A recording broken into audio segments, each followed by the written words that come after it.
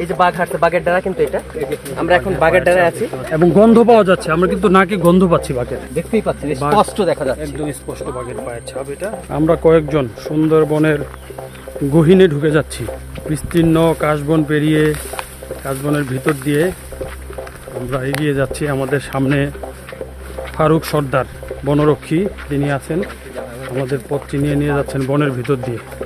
আমাদের উদ্দেশ্য বাঘের সন্ধান, যদি কোনোভাবে একটু বাঘ দেখতে পাই আমরা। এই ধরনের ঝোপের মধ্যে বাঘ লুকিয়ে থাকে অনেক সময়। দারুণ অ্যাডভেঞ্চার, রোমাঞ্চ কাজ করছে আমাদের সবার মধ্যে।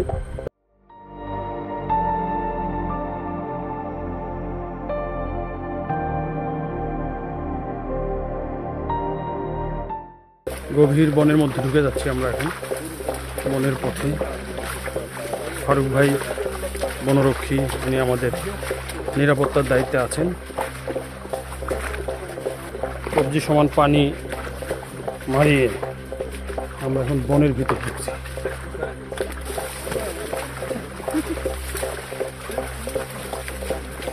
রোমাঞ্চকর যাত্রা বনের ভিতর দিয়ে।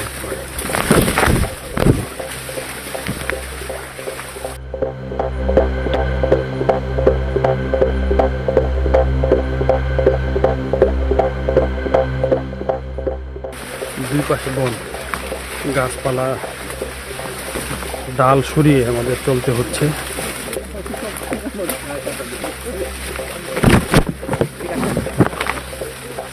এদিকে আসেন, আস্তে বাঘের পাড়া নষ্ট করবেন না। আমরা বাঘের পাড়া পাইছি, এখান থেকে বাঘের পায়ের ছাপ দেখা যাচ্ছে। আমি দেখাচ্ছি,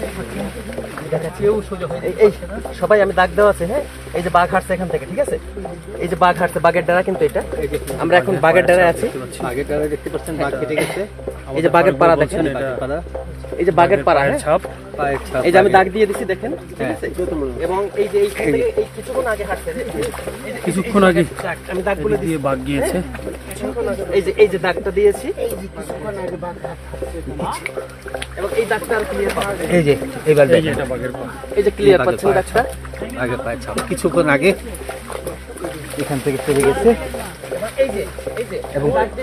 এবং গন্ধ পাওয়া যাচ্ছে, আমরা কিন্তু নাকি গন্ধ পাচ্ছি বাঘের। দেখেন এই যে বাঘের ছাপ, এই যে গোল চিহ্নওয়ালা, এই যে বাঘের ছাপ, এই যে এখানে একটা বাঘের গায়ের গন্ধ কিন্তু আমি পাচ্ছি।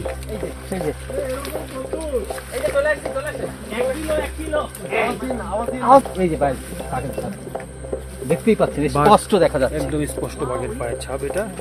এই যে একটা, এই যে একটা, এই যে একটা। সবাই ক্লোজ, অনেক বড় বাঘ।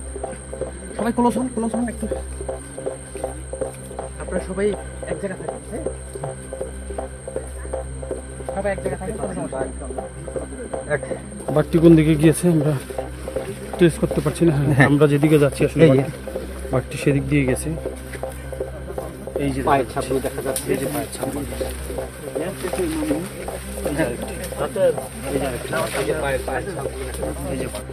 এই যে এখান থেকে গেছে। আমরা যেদিকে যাচ্ছি বাঘ কিন্তু এদিক থেকে চলে গিয়েছে। সবাই একটু দাঁড়ান, সবাই একটু ফাঁকা জায়গায় দাঁড়ান, সবাই ফাঁকা জায়গায় একটু দাঁড়ান। আমরা বেরোয় আসছি আরো সামনে। এই যে বাঘের পায়ের ছাপ। আমরা একটু সবাই আসুক।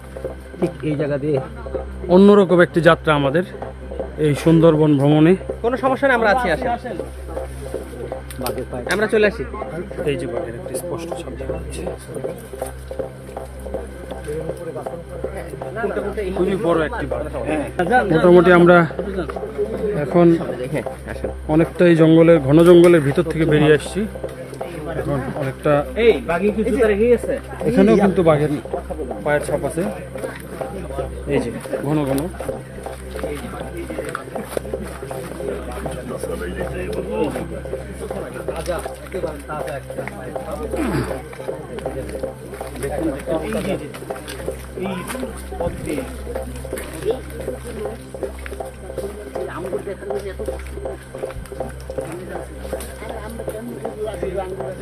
এই যে হরিণ, দাঁড়ান হরিণ, সেই দেখি বন্য শুকরের পাল দেখতে পাচ্ছি।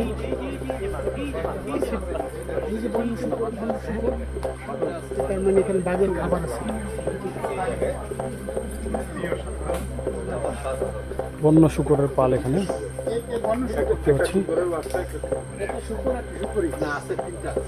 পরিবার নিয়ে আসছে এখানে একটা দম্পতি শুকুর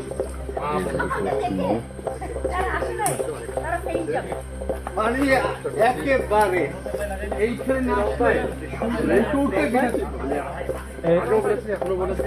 এটা কিন্তু অনেকটা দুর্গম পথ, পায়ের নিচে শ্বাসমূল, যেটা ম্যানগ্রোভ সুন্দরবনের প্রধান যে বৈশিষ্ট্য, এবং বিশ্বের সর্ববৃহৎ ম্যানগ্রোভ বন সুন্দরবন, এবং সেই ম্যানগ্রোভ যেটাকে বাংলায় বলা হয় শ্বাসমূল, সেগুলো কিন্তু অত্যন্ত শক্ত এবং পায়ের নিচে পড়ছে, এবং মাটির নিচে অনেক লুকানো শ্বাসমূল থাকে।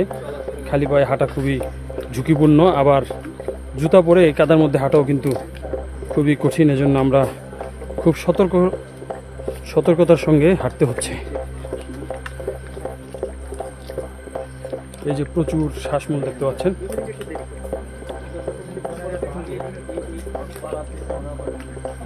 আমাদের ফারুক সর্দার ভাই যেটা বলছেন যে আমরা এই পথে আসার 5 থেকে 6 মিনিট আগে হয়তো বা বাঘটি এই রাস্তা পেরিয়ে গেছে। মনে হতে পারে যে আমাদের দূর থেকে আমাদের উপস্থিতি টের পেয়ে বাঘটি এই এলাকা থেকে সরে যায়, এমনও হতে পারে।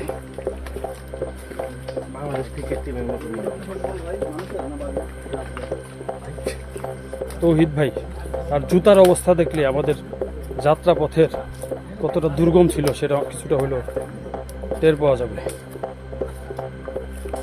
একদম বাঘের ডেরার ভিতর দিয়ে আমরা আসছি। বাঘের ডেরা বলতে আসলে বাঘ ওই শিকার করে খোলা খোলা যে সনবন দেখলেন আমরা প্রথম আসলাম, এই খোলা সনবন দিয়ে হচ্ছে সে শিকার করে, সুন্দরভাবে শিকার করে সে টেনে নিয়ে আসে তার নিরাপদ স্থানে লুকাই রেখে খায়, নিরাপদে নিয়ে আসে এসে তারপরে হচ্ছে ওই এই বাঘের ডেরাতে তারা বাঘ খাবারকে লুকায় রেখে হচ্ছে খাবার খায়।